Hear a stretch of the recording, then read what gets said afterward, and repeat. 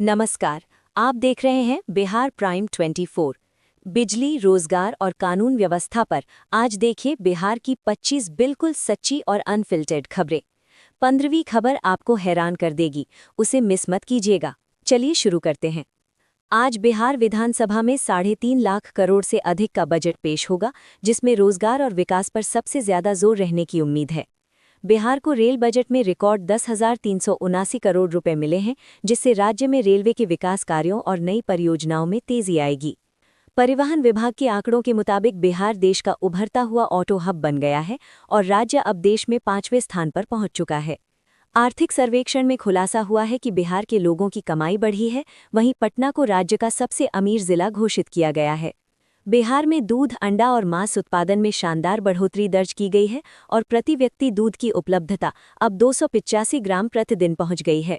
बिहार की सूरत बदलने के लिए बुलेट ट्रेन नेटवर्क का विस्तार होगा, जो दिल्ली से वाराणसी होते हुए पटना और सिलीगुड़ी तक की कनेक्टिविटी बेहतर करेगा। पटना से इंटरनेशनल उड़ानों का रास्ता अब साफ हो गया है। रडार लगाने के लिए एयरपोर्ट के बगल में जल्द ही जमीन उपलब्ध कराई जाएगी। पटना मेट्रो परियोजना की समीक्षा बैठक संपन्न हुई है, जिसमें अधिकारियों को निर्माण कार्यों में तेजी लाने के सख्त निर्देश दिए गए हैं।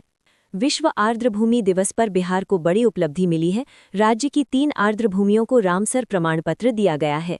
सुधा डेयरी अब पारंपरिक सरसों तेल लॉन्च करने जा रहा है, जिससे बिहार के किसानों और ग्राहकों दोनों को बड़ा फायदा होगा।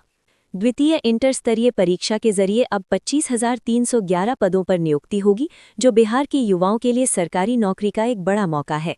बिहार में सरकारी भर्तियों का अब तक का सबसे बड़ा आंकड़ा सामने आया है, जिसमें शिक्षक से लेकर दारोगा तक की बहाली में बीपीएससी सबसे आगे है। बिहार में अब 10वीं पास उम्मीदवार ही चौकीदार और दफादार बन सकेंगे। सरकार ने इसके लिए नई परीक्षा और चयन प्रक्रिया जारी कर दी है। बिहार बोर्ड इंटर एग्जाम के पहले दिन काफी कड़ाई देखने को मिली और राज्य भर में चेकिंग के दौरान 26 नकलची पकड़े गए। आर्थिक सर्वेक्षण ने चिंता जताई है कि बिहार की स्वास्थ्य व्यवस्था पर संकट है, क्योंकि डॉक्टरों और नर्सों के हजारों पद अभी भी खाली हैं। बिहार में सीओ और राजस्व कर्मचारियों की हड़ताल पहले ही दिन खत्म हो गई है। सरकार ने उनकी मांगों पर विचार के लिए कमेटी का गठन कर दिया है। बिहार में मौसम ने करवट ली है। मौसम विभाग ने पटना और गया समेत 19 जिलों में घने कोहरे के साथ बारिश का अलर्ट जारी किया है। नीट छात्रा की संदिग्ध मौत मामले में सियासत तेज हो गई है और तेजस्वी यादव ने सीबीआई जांच की प्रक्रिया पर सवाल उठाए हैं।